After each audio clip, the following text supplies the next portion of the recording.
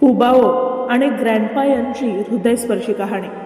फुबाओ ही दक्षिण कोरियात जन्मलेली पहिली विशाल पांडा. तिचा जन्म 20 जुलै 2020 रोजी झाला. पण फुबाओ जितकी प्रसिद्ध झाली तितकाच प्रसिद्ध झाला तिचा काळजीवाहू कांग चोल वॉन, ज्याला लोक प्रेमानं पांडा ग्रँडपा म्हणतात. कांग चोल वॉन यांनी फुबाओला जन्मापासूनच वाढवलं. तिचं खाणं, खेळणं, झोपणं आणि आरोग्य याची ते मुलीसारखी काळजी घेत असत. फुबाओलाही त्यांच्या आवाजाची आणि उपस्थितीची इतकी सवय झाली होती की ते नावानं हाक मारताच ते त्यांच्याकडे धावत येत असे. 2024 मध्ये संवर्धन नियमानुसार फुबाओला चीनमध्ये परत पाठवण्यात आलं. हा निरोप संपूर्ण दक्षिण कोरियासाठी अतिशय भावनिक क्षण होता. हजारो लोक तिला निरोप देण्यासाठी आले होते, तर पांडा ग्रँडपांच्या डोळ्यातही अश्रू होते. काही महिन्याने कांग चोल वॉन चीनमध्ये फुबाओला भेटायला गेले.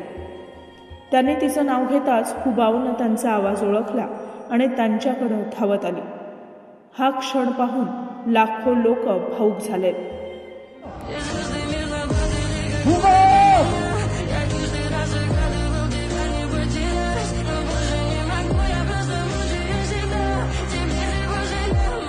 या अनोख्या नात्यावर हॅलो ग्रँडपा आणि माय डिअरेस्ट फुबाओसारखे माहितीपट देखील तयार करण्यात आले.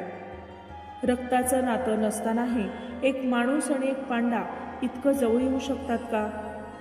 फुबाओ आणि तिचे ग्रँडपा कांग चोल वॉन यांची ही कहाणी जगाला शिकवून जाते की प्रेमाला भाषा नसते, सीमा नसतात आणि निरोप घेतानाही नातं तुटत नाही.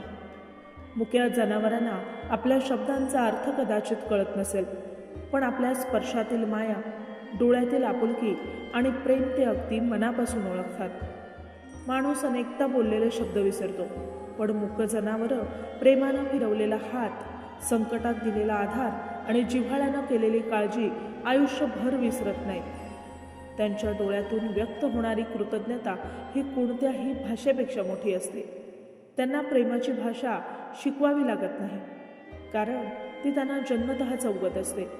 म्हणूनच एखाद्या मुक्या जीवावर मनापासून प्रेम केल्यास त्यांना माहिती आहे की निस्वार्थ प्रेम, निष्ठा आणि माया यांचा खरा अर्थ अनेकदा माणसांपेक्षा ही मुकी जनावरच जास्त शिकवून जातात.